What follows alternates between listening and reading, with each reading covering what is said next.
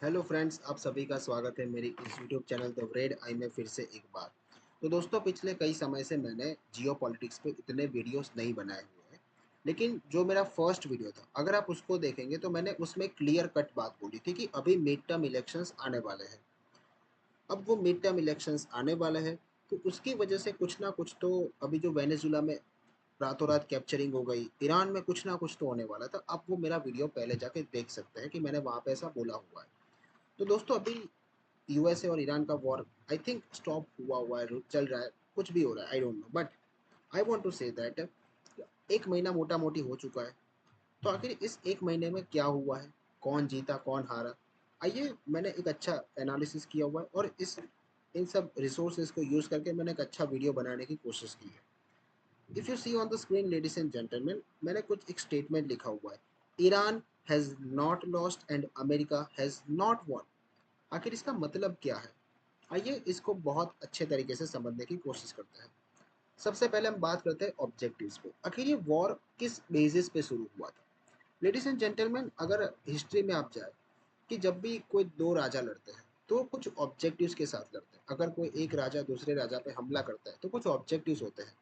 उनको उनकी ज़मीन चाहिए, वो राज्य चाहिए, वहाँ पे उन लोगों को अपना कब्जा जमाना है। वैसे ही यूएस और ईरान का वॉर कुछ ऑब्जेक्टिव्स के साथ शुरू हुआ था। By the way, USA and Israel versus Iran, ये मामला है। अब समझिए, इसराइल और यूनाइटेड स्टेट्स ऑफ अमेरिका के ऑब्जेक्टिव्स बहुत ज़्यादा क्लियर है। उनको रिजीम चेंज चाहिए, कुछ भी हो जाए, they want regime change in Iran, they want regime change in Iran, that's it. That is one of the primary objective of United states of America and Israel. लेकिन United states of America का एक और objective है, और वो objective क्या है आप सब जानते हैं, और वो है ऑयल। ईरान के पास जो ऑयल का भंडार है, यूनाइटेड स्टेट्स ऑफ अमेरिका की नज़र वहाँ पे है। They want to capture the oil. मतलब रिजीम चेंज करो, वहाँ पे अपना कोई पपेट बैठो, जैसे वो पहले करते आए हुए हैं। अब ईरान की बात करते हैं। ईरान के लिए ये मामला अब सर्वाइवल का बन चुका है। दोस्तों, ईरान अब थकने वाला नहीं है। ईरान का ऑब्जेक्टिव एक ही है, कुछ भी हो, जैसे भी हो, ये वॉर जितना हो सके उतना लंबा खींचे, उतना लंबा खींचे। That is one of the objective of Iran. Now, उन लोगों के पास जो प्रॉक्सी नेटवर्क है, आपको पता है प्रॉक्सी नेटवर्क्स ईरान के बहुत सारे दुनिया में फैले हुए हैं। हमास, हिजबुल्ला, यू नो, ये जो सारे प्रॉक्सिक नेटवर्क है, अभी तक ईरान ने उसको एक्टिवेट नहीं किया है। और ये बहुत खतरनाक है, क्योंकि ये लोग रहते हैं आपकी तरह आपके बीच, लेकिन वो कुछ भी कर सकते हैं because they are terrorist. At the end कुछ भी बोलो, प्रॉक्सी नेटवर्क का मतलब यही होता है। अब देखिए, जब United states of America Iran पे हमला करेगा तो ईरान डायरेक्टली जाके यूएसए पे हमला नहीं कर सकता, क्योंकि उनके पास ऐसी मिसाइल्स ही नहीं है। लेकिन इसराइल पे तो वो कर सकते हैं, लेकिन ईरान अभी इसराइल पे भी कम हमले कर रहा है। तो ईरान हमले ज़्यादातर कर कहाँ रहा है, सऊदी अरेबिया, ओमान, कुवैत, वही सब कर रहा है। उनके बाकी जो खाड़ी देश है वहाँ पे वो हमले कर रहा है। क्यों ऐसा कर रहा है ईरान? इसका रीज़न क्या है, आप सोचिए ज़रा, आप खुद सोचिए दोस्तों। ईरान को पता है कि यहाँ पे हमले करने पड़ेंगे, इससे क्या होगा, ये वॉर थोड़ा लंबा खींचेगा। वॉर लंबा खींचेगा तो पर बैरल ऑयल के भाव बढ़ेगा। That is one of the objective of Iran. Now, I want to say, जो यूएस के पास जो कुछ मिसाइल्स थी, उनके जो इन्वेंटरी है, उनके जो स्टॉक्स है, अब वो थोड़ा कम होने लगा है, ख़त्म होने लगा है। If you see, Donald Trump ने अभी अभी कुछ कहा था ट्रूथ सोशल पे कि हम ईरान के साथ बातचीत करने के लिए तैयार है। 10-12 दिन के लिए, आई थिंक 5-7 डेज़ के लिए हम ये वॉर स्टॉप कर रहा है। ईरान ने बोला ठीक है, करिए। लेकिन ऐसा यूएसए ने आखिर अचानक से क्यों कहा? क्योंकि उनके पास ये जो मिसाइल्स है, उनका स्टॉक जो है वो बहुत कम हो चुका है। आई थिंक अराउंड 12 अप्रैल तक का ही है। तो यूएसए समझ चुका है कि भाई, हम यहाँ पे एक एक बिलियन की मिसाइल दाग रहे हैं ईरान पे, और ईरान क्या कर रहा है, ईरान भी स्मार्ट मूव खेल रहा है। वो लोग ड्रोन से हमला कर रहे हैं। ड्रोन मतलब थोड़ा सस्ता, और वो इससे सबको डैमेज कर रहे हैं, सबको डैमेज कर रहे हैं। उनके जो सारे दोस्त कंट्री है उन सबको डैमेज करने की कोशिश कर रहे हैं। That is one of the thing. Iran यहाँ पे बहुत ज़्यादा स्मार्ट मूव खेल रहा है। ईरान ने अभी वो सारी मिसाइल्स यूज़ कर रहा है जो बहुत ही ज़्यादा कम है, सस्ती है, ड्रोन्स इस्तेमाल कर रहा है। लेकिन United states of America using the 1 billion missiles, भाई साहब, मतलब उनके लिए तो खर्चा बढ़ता जा रहा है ना। This is one of the reason why Donald Trump ने क्यों ऐसा कहा कि हमें अभी वॉर रोक देना चाहिए। Now, I want to say जो यूनाइटेड स्टेट्स ऑफ अमेरिका की जो एक माइंड था, उनका जो एक प्लान था, वो प्लान क्या था? सबसे पहले ईरान में प्रोटेस्ट शुरू होते हैं। प्रोटेस्ट आपको पता है ना, कुछ बीच में प्रोटेस्ट शुरू हो चुके थे ईरान में। जो प्रोटेस्ट शुरू हुए थे, डोनाल्ड ट्रंप बीच बीच में ट्रूथ सोशल में कुछ लिखा करते थे कि आप आगे बढ़ते रहो, आपको मदद पहुंच रही है, आपके लिए मदद पहुंच रही है, you have to just wait, you have to just wait. तो डोनाल्ड ट्रंप ने क्या किया? वो मदद पहुंचाई, मतलब वॉर कर दी ईरान के साथ, हमले कर दिए।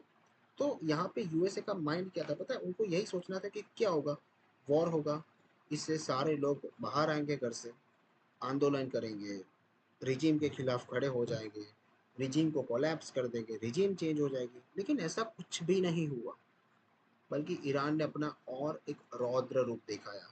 किसको? अमेरिका को नहीं, बाकी सब खाड़ी देशों, मतलब वो बेचारे पिल गए इन सब में यार। अब समझिए, ये हुआ जो नहीं होना चाहिए था। इससे हुआ क्या आखिर?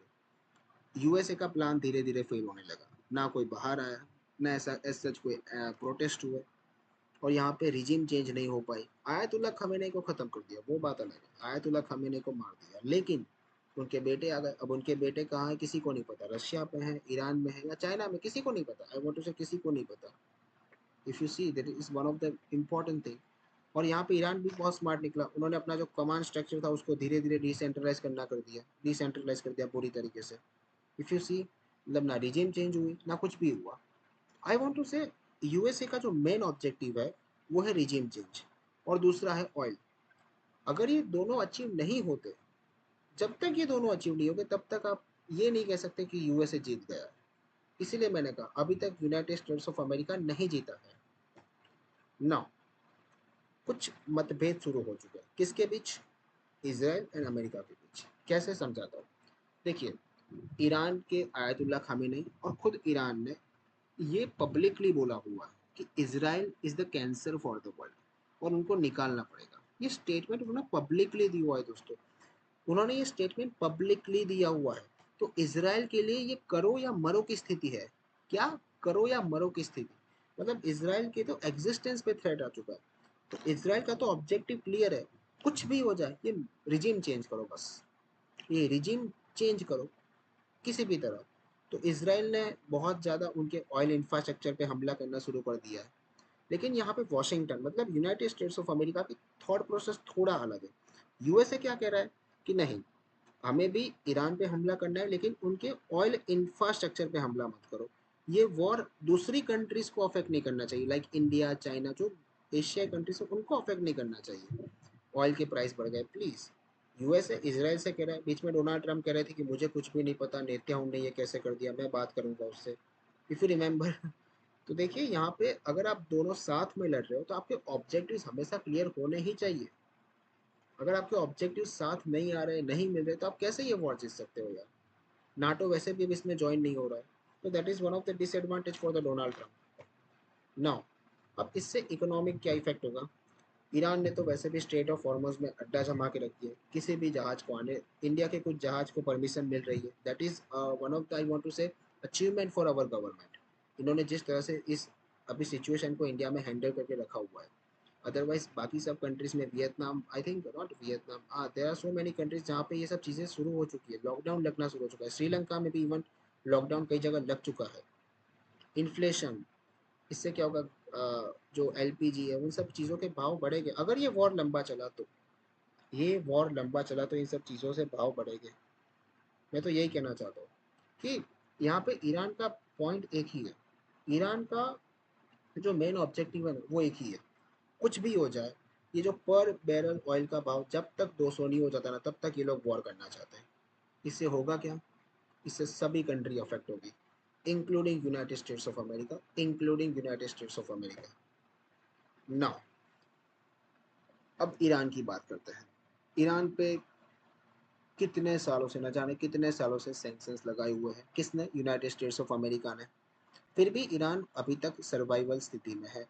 मतलब जब ईरान में पहली बार रिजीम चेंज हुई थी, खामेने की जब रिजीम, आयतुल्ला सॉरी खामेने की जब वो रिजीम आई थी, तब उनका पहला युद्ध इराक के साथ हो चुका था 1980s में, सद्दाम हुसैन था तब, उनके साथ वॉर शुरू हो चुका था। 1980s अराउंड, फर्स्ट खाड़ी, उसको पहला खाड़ी युद्ध कहा जाता है।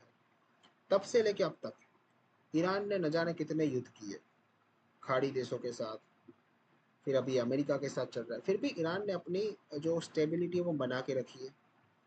ईरान अभी भी अपने आप को, ईरान का बस main objective I want to say, Iran wants to just ये वॉर जितना हो सके उतना लंबा चले, बस ये वॉर जितना हो सके उतना लंबा चले, जितना हो सके उतना लंबा।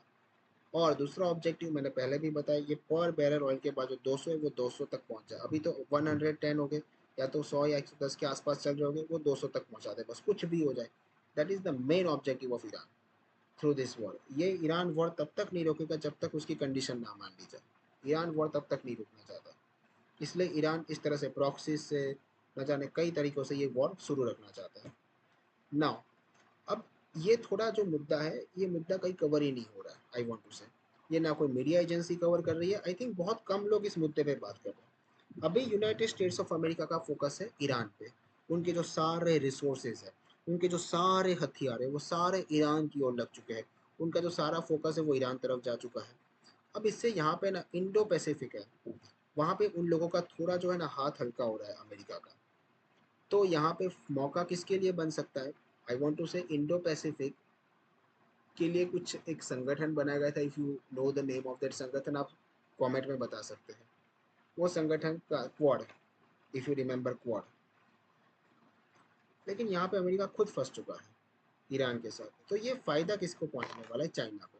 अब चाइना यहाँ पे अपनी प्रेजेंस बनाना धीरे धीरे शुरू कर सकता है। तो यहाँ पे भारत, ऑस्ट्रेलिया, जापान, इन सबको भी देखना पड़ेगा कि चाइना यहाँ पे कुछ अपना माल लेके ना चला जाए, वो अपना फ़ायदा ना उठाए। जैसे पुतिन जी ने तो कर दिया रशिया में। रशिया क्या कह रहा है, अमेरिका से एक ऑफ़र दे रहा है, सीरियसली एक ऑफ़र दे रहा है।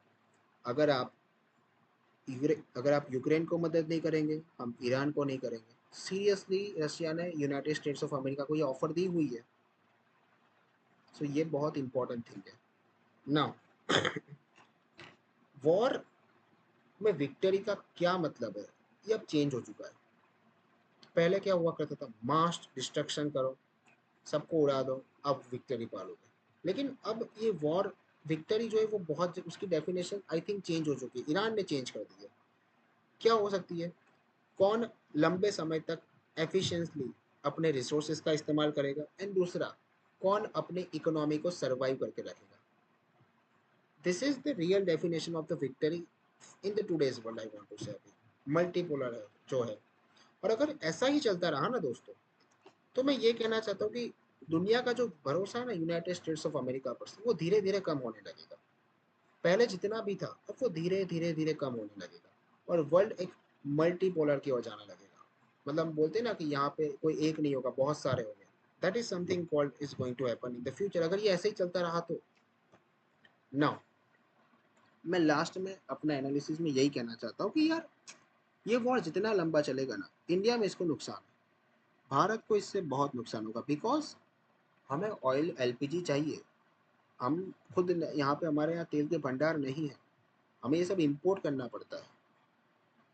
So that is one of the thing, that is one of the dangerous thing for the India, I want to say dangerous thing for the, ये रेड अलर्ट है। लेकिन अभी भी इंडियन गवर्नमेंट बहुत अच्छे से काम कर रही है, and we believe in that things.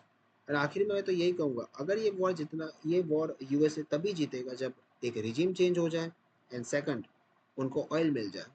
But अभी के हालात देख के तो यही लग रहा है कि वो सिर्फ रिजीम चेंज कर ले उनके लिए वही है, क्योंकि अगर रिजीम चेंज हुई तो ऑयल वैसे भी मिलने वाला है।